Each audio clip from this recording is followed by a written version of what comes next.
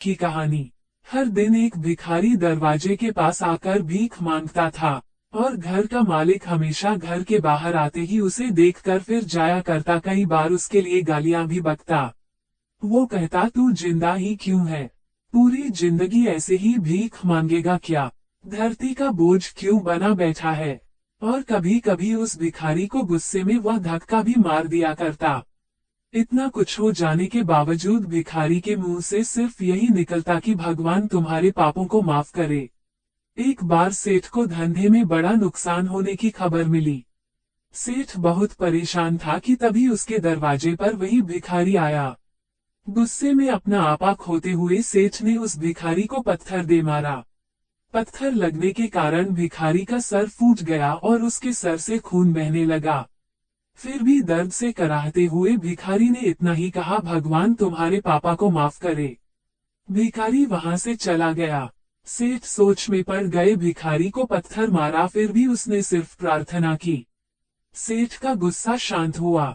शेर का मन शांत हुआ भिखारी का रहस्य जानने के लिए। सेठ ने भिखारी का पीछा करना शुरू कर दिया।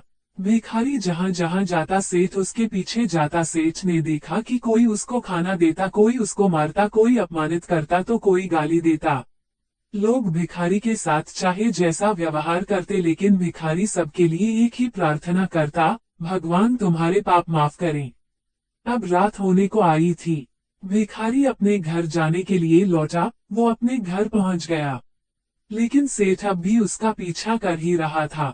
एक पुरानी टूटी हुई खटिया पर एक बूढ़ी औरत लेटी हुई थी, काफी कमजोर और बीमार लग रही थी। वह भिखारी की पत्नी थी।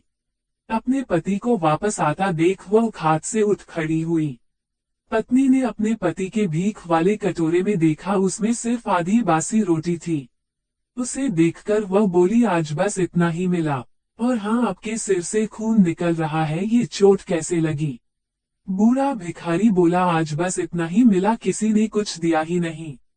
सब ने गालियां दी और एक नए पत्थर भी फेंकना, इसलिए मेरा सर फट गया। एक गहरी ठंडी सांस लेकर बूढ़ा भिखारी फिर से बोला, यह मेरे ही पापों का फल है। तुम्हें याद है कुछ सालों पहले हम कितने अमीर थे? क्या कुछ नहीं था हमारे पास? हमारे पास हर चीज जरूरत से ज्यादा थी, लेकिन हमने कभी दान नहीं किया। और उससे भी बुरा हमने उस अंधे भिखारी के साथ किया जो हमारे द्वार पर भीख मांगने आया करता था। बूढ़ी पत्नी की आंखों में आंसू आ गए। वह बोली, हाँ, हम उस बेचारे अंधे के साथ बहुत बुरा करते थे। उसका अपमान करते थे, उसे खाने के लिए रोटी की जगह कागज दिया करते, उसका मजाक उड़ाया करते और कभी कभी मारा भी करते।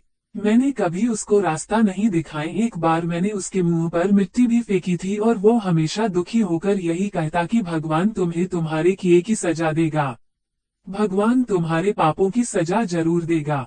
उसका श्राप सच हुआ और हम इस दुख भरी जिंदगी में आ गए। भिखारी बोला, हाँ, उसका श्राप सच हुआ, इसलिए मैं किसी को बददुआ नहीं देता। चाहे कोई मेरे साथ कैसा भी बर्ताव करे, मैं हमेशा उसके लिए प्रार्थना करता हूँ। मैं नहीं चाहता कि कोई भी हमारे जैसे जिंदगी का अनुभव करे, किसी को भी हमारे जैसे दुखों का सामना करना पड़े।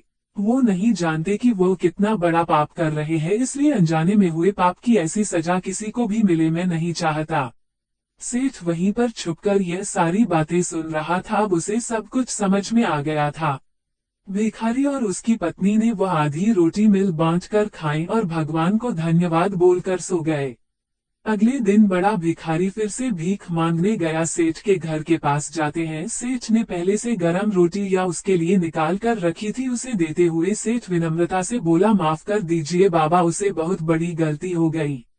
बूढ़ा भिखारी बोला, भगवान तेरा भला करे। इतना कहकर वह आगे निकल गया। इस कहानी से जो सीख लेने लायक है वो बड़ी ही सिंपल है कि आदमी चाहे किसी के बारे में बुरा कहे या भला करे, लेकिन भगवान सिर्फ कर्म के हिसाब से उसको फल देता है। क्या हुआ अगर भगवान नहीं दिखता है, लेकिन ये बात बिल्कुल सच है, उसके खाते में सबका हिसाब बहुत बहुत पक्का होता है। इसलिए जब किसी के लिए कुछ भी करो तो अच्छा ही करो।